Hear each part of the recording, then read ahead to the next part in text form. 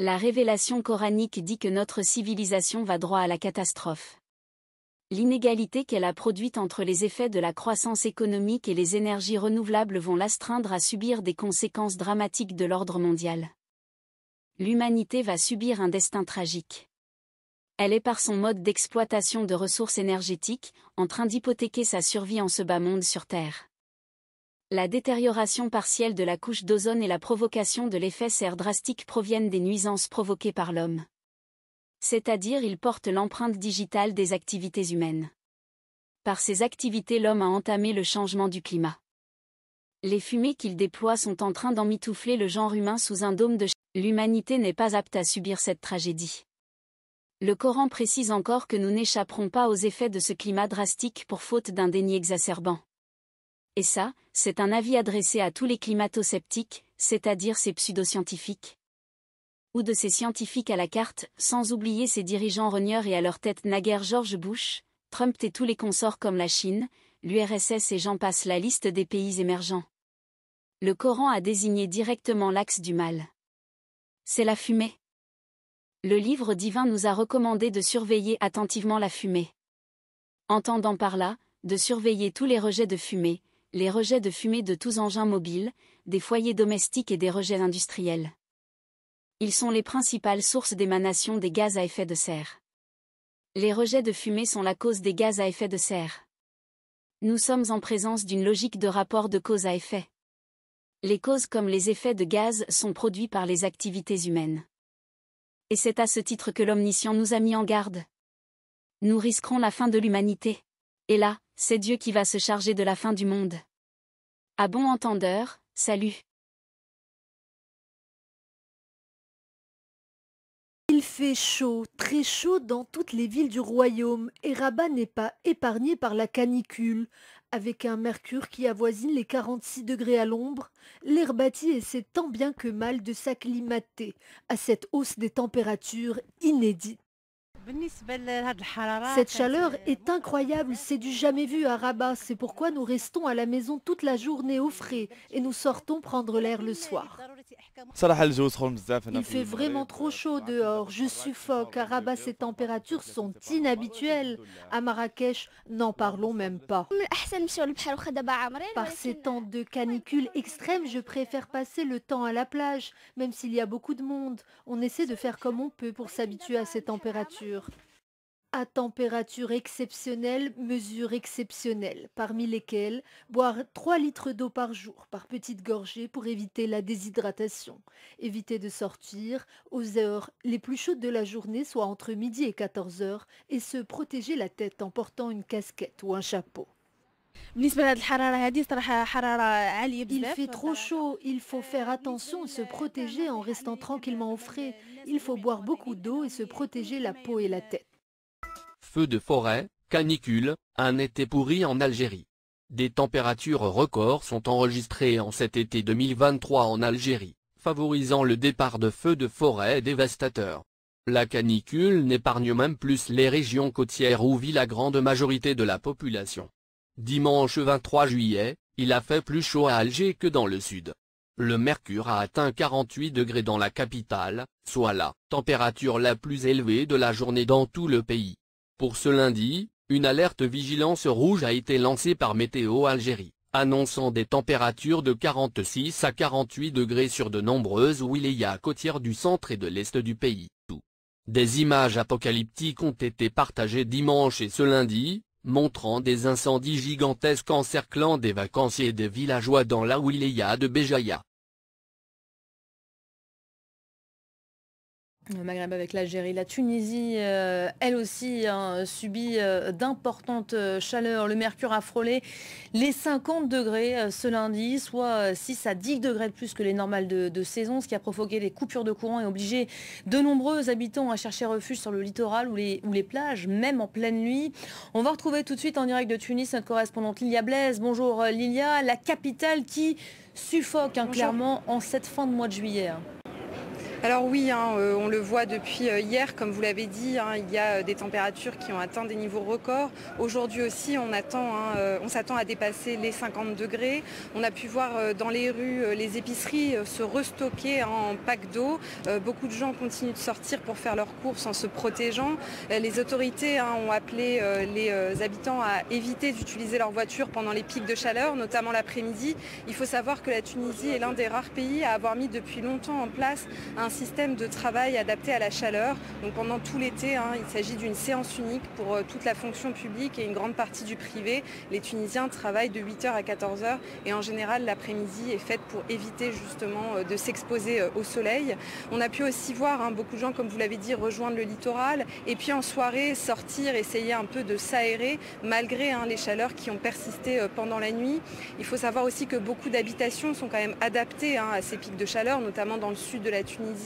Il y a beaucoup de formes d'architecture et de matériaux qui sont adaptés pour résister aux fortes chaleurs. Et puis les Tunisiens ont l'habitude soit d'aller camper à la plage, comme vous l'avez dit, mais aussi de dormir sur les toits qui sont plats dans le pays et d'éviter justement ces vagues de chaleur.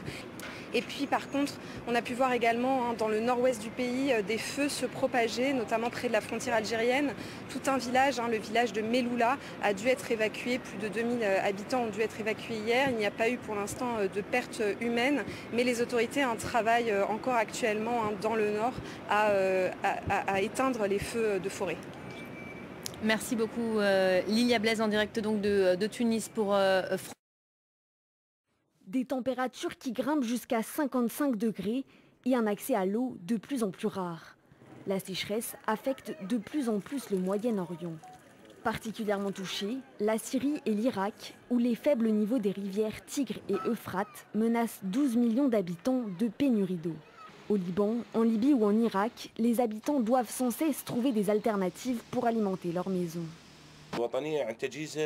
صفر يعني بس الجو ارتفاع بسبب ارتفاع درجة حرارة صفر يعني يصير يعني احنا بيوم واحد مشغلين جرة واحدة 14 ساعة من انهارت المنظومة الوطنية مثل ما انتم تعرفون يعني كل هذا يعني أذية. Des épisodes de sécheresse de plus en plus fréquents qui risquent d'accroître les tensions environnementales dans la région.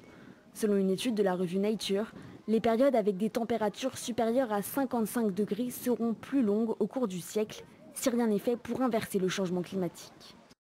ضمن حالة التقلبات الجوية التي حذر منها مركز الأرصاد السعودي على عدد من المدن وخاصة الجنوبية والغربية، شهدت مكة يوم أمس هبوب عاصفة أو عواصف شديدة نادرة، إضافة إلى هطول أمطار غزيرة على بعض نواحي المدينة.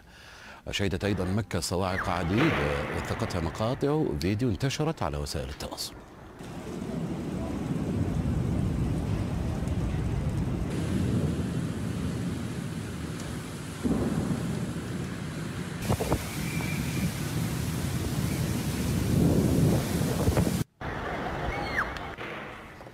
من عنيزة ينضم إلينا نائب رئيس جمعية الطقس والمناخ الدكتور عبد الله المسلم. دكتور عبد الله مرحبا بك.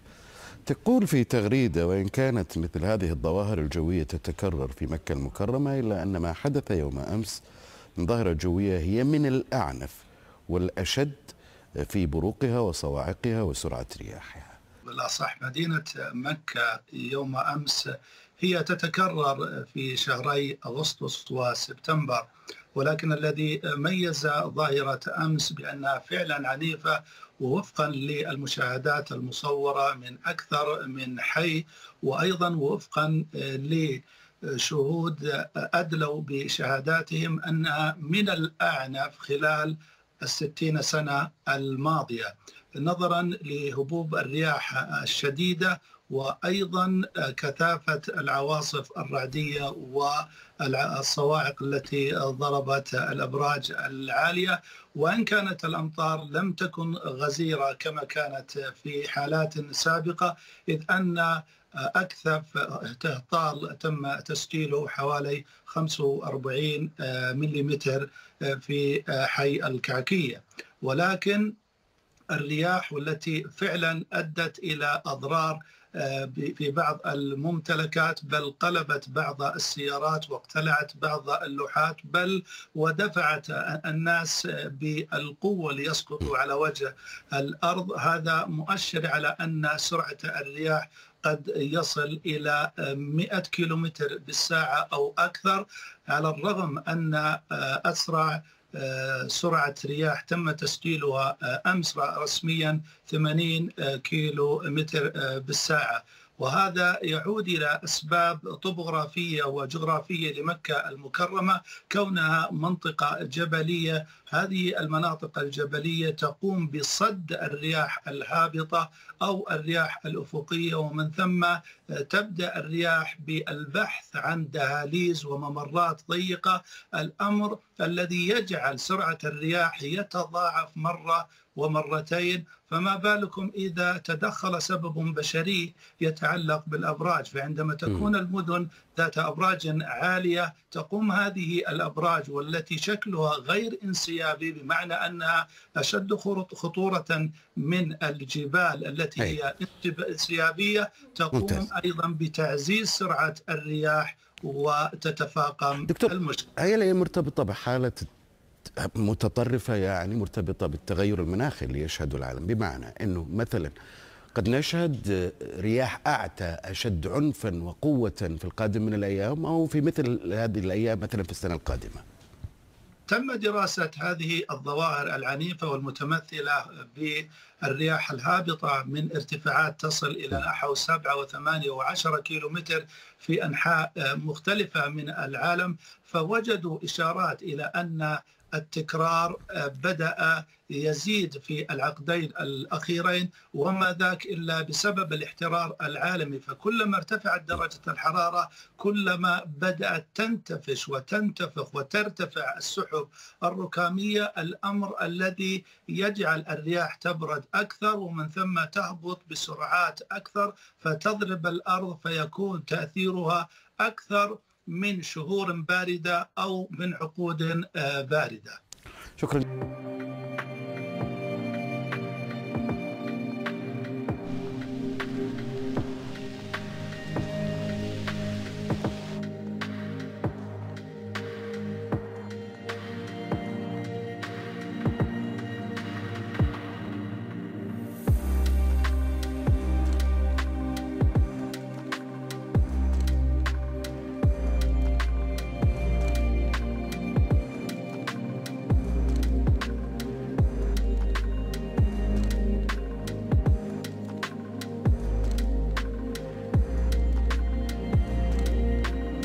C'est la région du monde où on a la plus forte intensification des extrêmes chauds.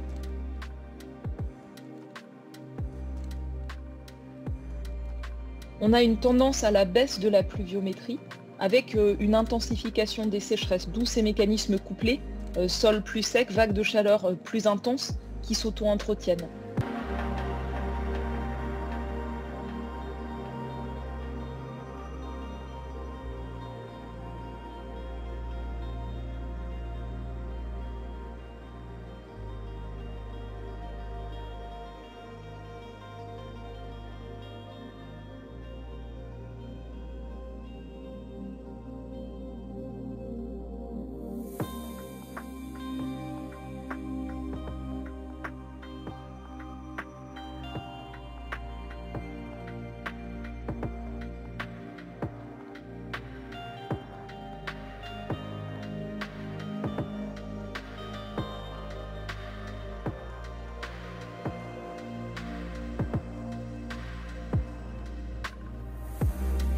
Le dessalement d'eau de mer conduit à relâcher des saumures, des eaux très salées.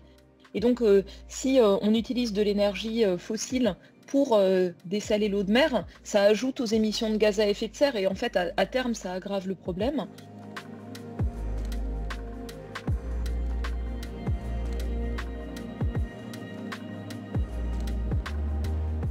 Des extrêmes à 45-50 degrés auraient été impossibles en climat pré-industriel non perturbé par l'homme.